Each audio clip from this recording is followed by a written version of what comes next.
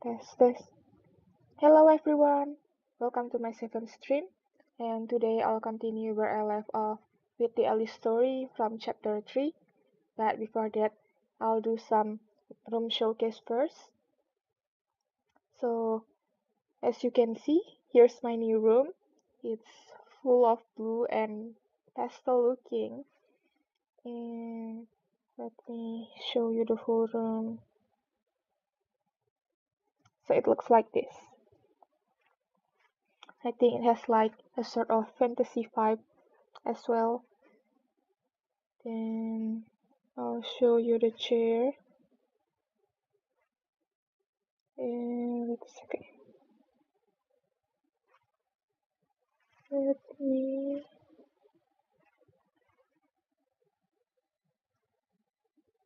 Okay. So this is what the chair looks like. It has some little wings around the head, and it's blue and pink color skin. So yeah. Wait a second. Let me put this back here.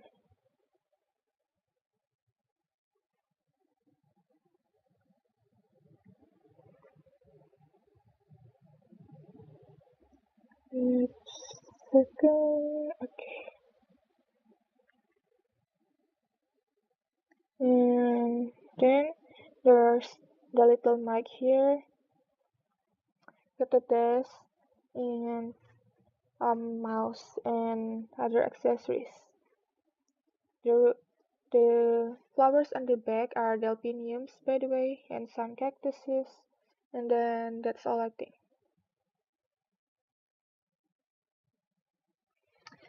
So that's the showcase.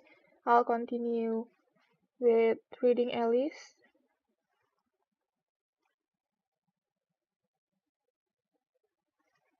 Oh right, I almost forgot. Actually, I do have the night version. It looks like this.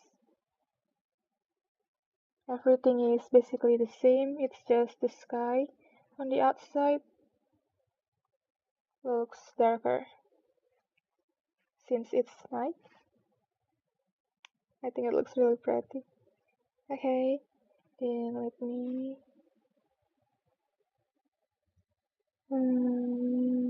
go back to the day. Okay. Chapter 3. A caucus race and a long tail. They were indeed a queer-looking party that assembled on the bank. The birds with wrinkled feathers. The animals with their fur clinging close to them, and all dripping wet, cross, and uncomfortable. The first question, of course, was how to get dry again. They had a consultation about this, and after a few minutes it seemed quite natural to Alice to find herself talking familiarly with them, as if she had known them all her life. Indeed, she had quite a long argument with the lorry, who at last turned sulky, and would only say, I am older than you and must know better, and this Alice would not allow without knowing how old it was, and as the lorry positively refused to tell its age, there was no more to be said. At last, the mouse, who seemed to be a person of authority among them, called out, Sit down, all of you, and listen to me. I'll soon make you dry enough. They all sank down at once, in a large ring with the mouse in the middle. Alice kept her eyes anxiously fixed on it, for she felt sure she would catch a bad cold if she didn't get dry very soon. Ahem, said the mouse with an important air. Are you all ready? This is the driest thing I know. Silence all round, if you please. William the Quengerer, whose cause was favored by the Pope, was soon submitted to by the English, who wanted leaders and had been of late much accustomed to usurpation and conquest. Edwin and Morcar, the Earls of Mercia and Northumbria. Oh, said the lord with a shiver. I beg your pardon, said the mouse, frowning, but very politely. Did you speak? Not I, said the lorry hastily. I thought you did, said the mouse. I proceed. Edwin and Morcar, the Earls of Mercia and Northumbria, declared for him, and even Stephen, the patriotic Archbishop of Canterbury, found it at Feastful. Found what? Said the duck. Found it, The mouse replied rather crossly. Of course you know what it means. I know what it means well enough when I find a thing, said the duck. It's generally a frog or a worm. The question is, what did the archbishop find? The mouse did not continue this question, but hurriedly went on, appealing to meet William. Found it advisable to go with Edgar Atheling to meet William, and offer him the crown. William's conduct at first was moderate, but the insolence of his torments. How are you getting on now, my dear? It continued, turning to Alice as it spoke. As wet as ever, said Alice in a melancholy tone. It doesn't seem to dry me at all. In that case, said the dodo solemnly, rising to its feet, I move that the meeting adjourn for the immediate adoption of more energetic remedies. Speak English, said the eaglet. I don't know the meaning of half those long words, and what's more, I don't believe you do either. And the eaglet bent down its head to hide a smile. Some of the other birds tittered audibly. What I was going to say, said the dodo in an offended What I was going to say, said the dodo in an offended tone, was the so many characters, man. What I was going to say, said the dodo in an offended tone, was that the best thing to get his dirty.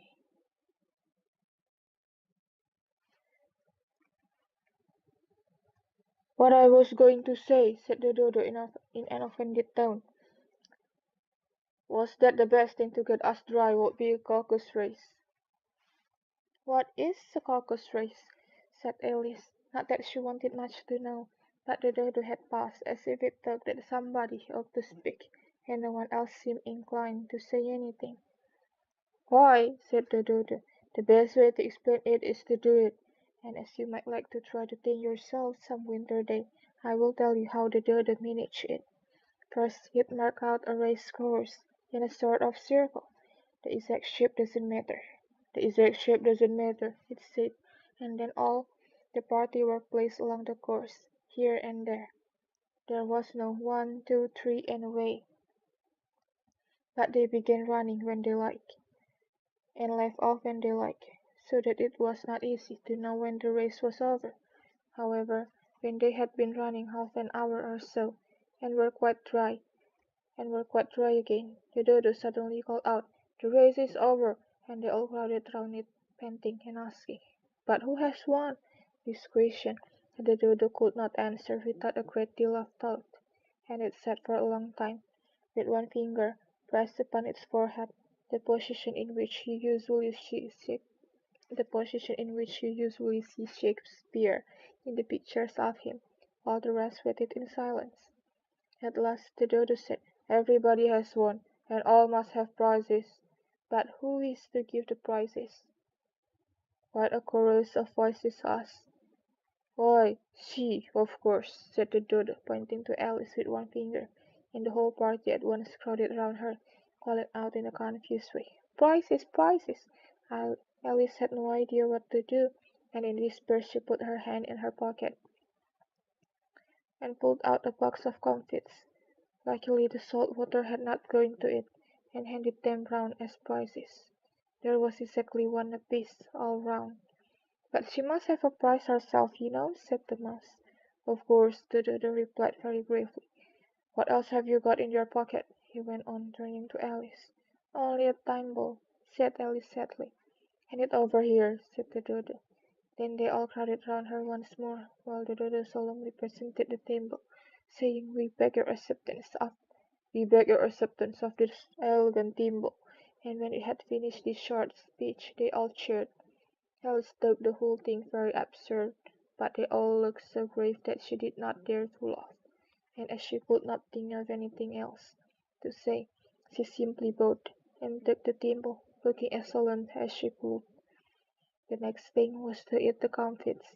This caused some noise and confusion, as the large birds complained that they could not taste theirs, and the small ones choked, and had to be patted on the back.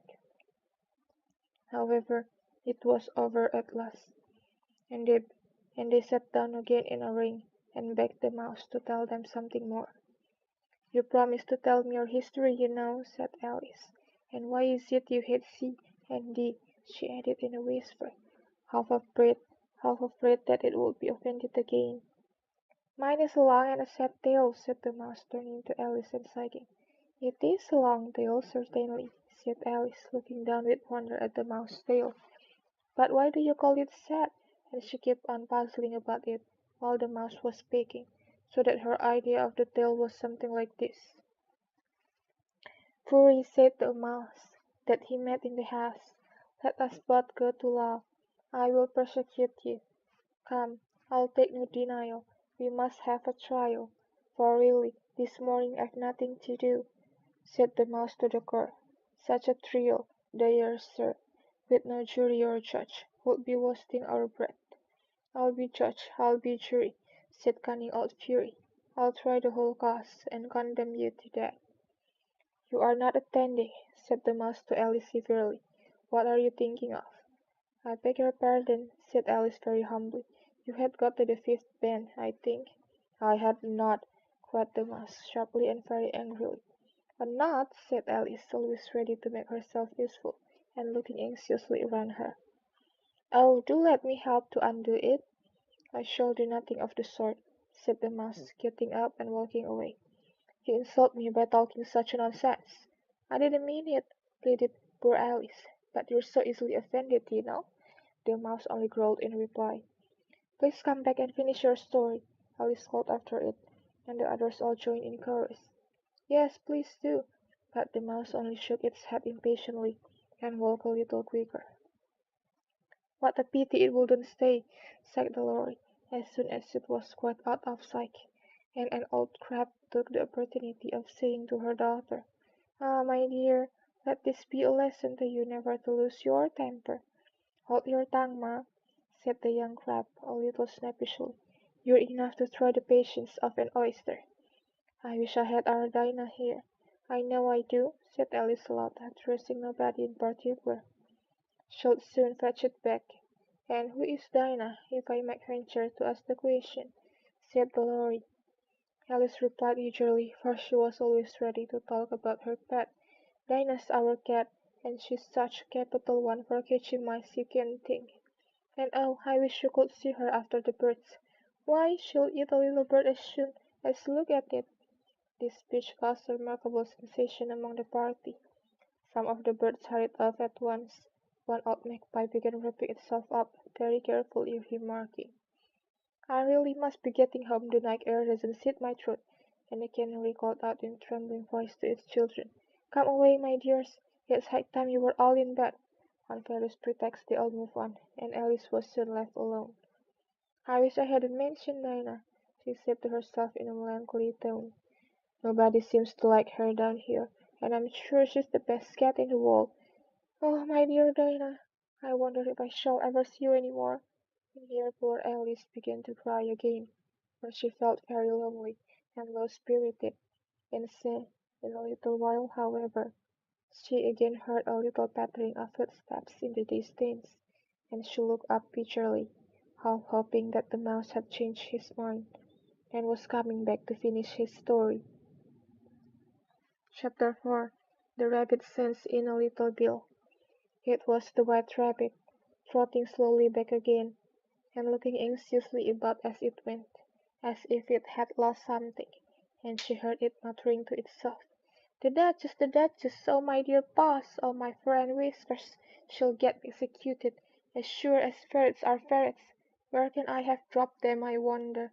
Alice guessed in a moment that it was looking for the fan and the pair of white kid gloves, and she very good-naturedly began hunting about for them. But they were nowhere to be seen. Everything seemed to have changed since her swim in the pool, and the great hall, with the glass table and the little door, had vanished completely. Very soon the rabbit noticed Alice, as she went hunting about, and called out to her in an angry tone, 'Why, Marianne, what are you doing here? Run home this moment, and fetch me a pair of gloves and a fan. Quick, now!' And Alice was so much frightened that she ran off at once in the direction it pointed to, without trying to explain the mistake it had made. 'He took me for his housemaid,' she said to herself as she ran. "How surprised he'll be when he finds out who I am! But I'd better take him his fan and gloves, that is, if I can find them." As she said this, she came upon a neat little house, on the door of which was a bright breastplate with the name W. Rabbit engraved upon it. She went in without knocking, and hurried upstairs, in great fear lest she should meet the real Marianne, and be turned out of the house before she had found the fan and gloves.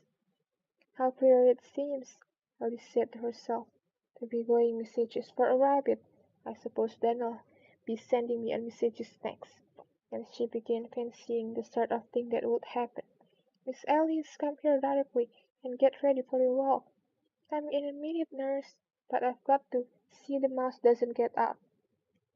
"Only I don't think," Alice went on, "that they'll let Dinah stop in the house if it began ordering people about like that." By this time she had found her way into a tidy little room with a table in the window, and on it, as she had hoped, a fan and 2 or 3 pairs of tiny white kid gloves. She took up the fan and a pair of the gloves, and was just going to leave the room, when her eye fell upon a little bottle that stood near the looking-glass. There was no label this time, with the words "Drink me," but nevertheless she unlocked it and put it to her lips. "I know something interesting is sure to happen," she said to herself, "whenever I eat or drink anything, so I'll just see what this bottle does. I do hope it'll make me grow large again, for really I'm quite tired of being such a tiny little thing." It did so indeed, and much sooner than she had expected. Before she had drunk half the bottle, she found her head pressing against the ceiling, and had to stoop to save her neck from being broken. She hastily put down the bottle, saying to herself, "That's quite enough. I hope I shouldn't grow any more. As it is I can't get out at the door. I do wish I hadn't drunk quite so much." Alas, it was too late to wish that. She went on growing, and very soon had to kneel down on the floor. In another minute there was not even room for this, and she tried the effect of lying down with one elbow against the door, and the other arm curled up around her. Still she went on growing, and as a last resource she put one arm out of the window and one foot up the chimney, and said to herself, "No, I can do no more. Whatever happens, what will become of me?" Luckily for Alice, the little magic bottle had now had its full effect, and she grew no larger. Still it was very uncomfortable, and as there seemed to be no sort of chance of her ever getting out of the room again, no wonder she felt unhappy. It was much pleasanter at home, thought poor Alice, when one wasn't always growing larger and smaller, and being ordered about by mice and rabbits. I almost wish I hadn't gone down that rabbit hole. And yet, it's rather curious, this sort of life. I do wonder what can have happened to me. When I used to read fairy tales, I fancied that kind of thing never happened. And now here I am in the middle of one. There ought to be a book written about me. That there ought. And when I grow up I'll write one, but I'm grown up now," she added in a sorrowful tone. "At least there's no room to grow up any more here." But then, thought Alice, shall I never get any older than I am now? There'll be a comfort, one way, never to be an old woman. But then, always to have lessons to learn. Oh, I shouldn't like that. "Oh, you foolish Alice," she answered herself. "How can you learn lessons in here? Why, there's hardly room for you, and no room at all for any lesson books." And so she went on, taking the first one side and then the other, and making quite a conversation of it altogether. But after a few minutes she heard a voice outside, and stopped to listen. "Marianne, Marianne," said the voice, "fetch me my gloves this moment." Then came a little pattering of feet on the stairs. Alice knew it was the rabbit coming to look for her, and she trembled till she shook the house, quite forgetting that she was now about 1,000 times as large as the rabbit, and had no reason to be afraid of it. Presently the rabbit came up to the door, and tried to open it, but as the door opened inwards, and Alice's elbow was pressed hard against it, that attempt proved a failure. Alice heard it say to itself, "Then I'll go round and get in at the window." "That you won't," thought Alice, and after waiting till she fancied she heard the rabbit just under the window, She suddenly spread out her hand and made a snatch in the air. She did not get hold of anything, but she heard a little shriek and a fall, and a crash of broken glass, from which she concluded that it was just possible it had fallen into a cucumber frame or something of the sort. Next came an angry voice, the rabbit's. "Pat, Pat, where are you?" And then a voice she had never heard before. "Sure then I'm here, digging for apples, your honor." "Digging for apples indeed," said the rabbit angrily.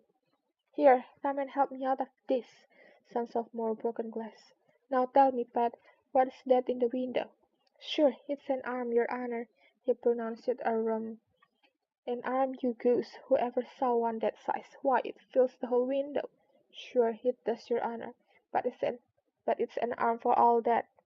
"Well, it's got no business there, at any rate. Go and take it away."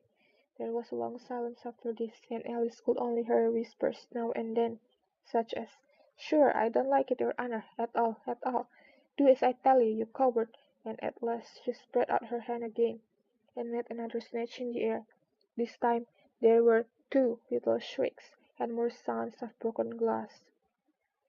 "What a cucumber of cucumber frames there must be," thought Alice. "I wonder what they'll do next. As for pulling me out of the window, I only wish they could. I'm sure I don't want to stay here any longer."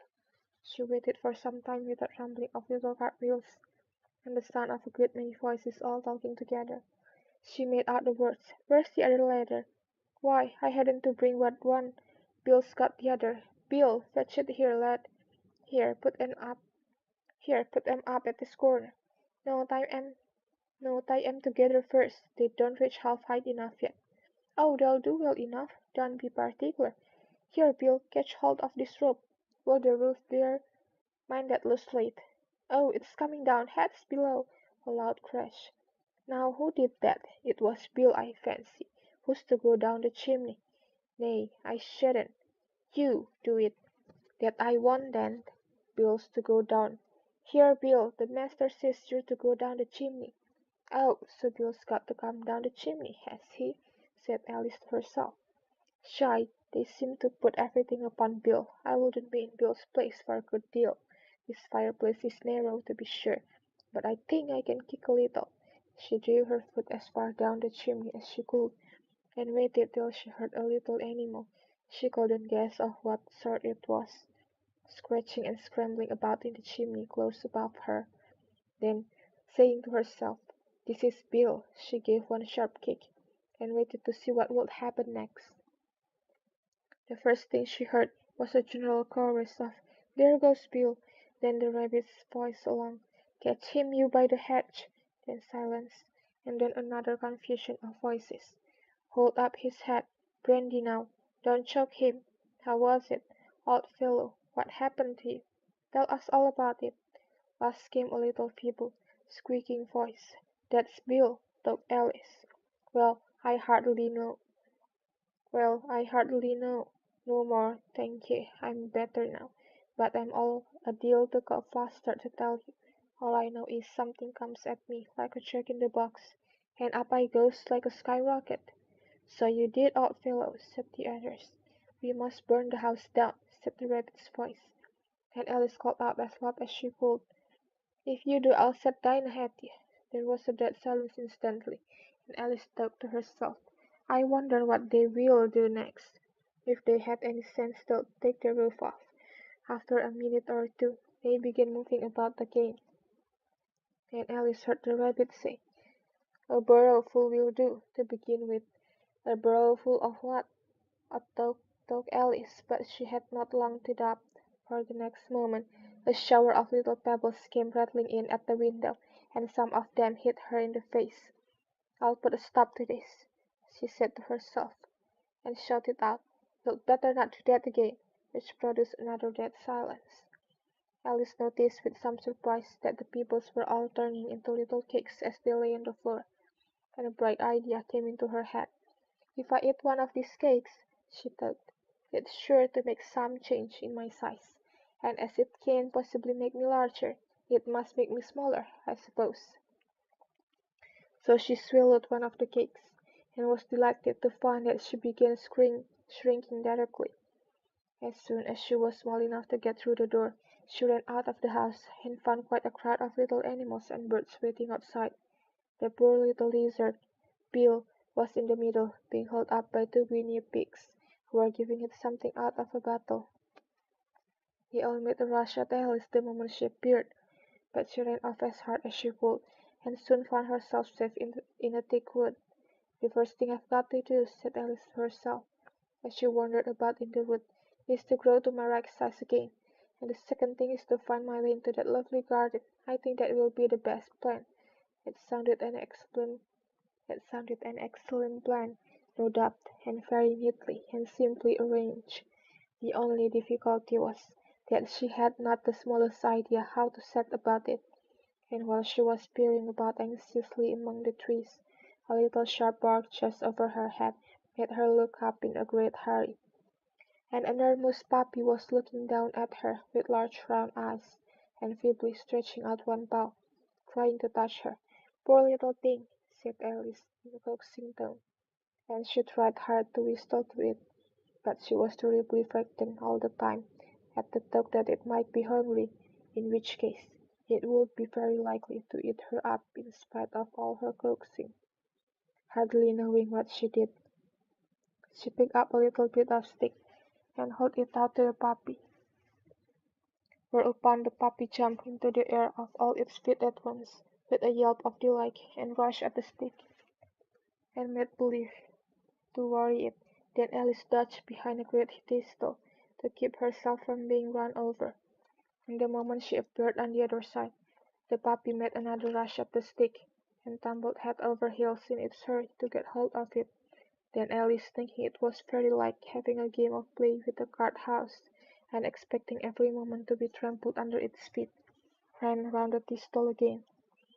Then the puppy began a series of short charges at the stick, running a very little way forwards each time and a long way back, and barking hoarsely all the while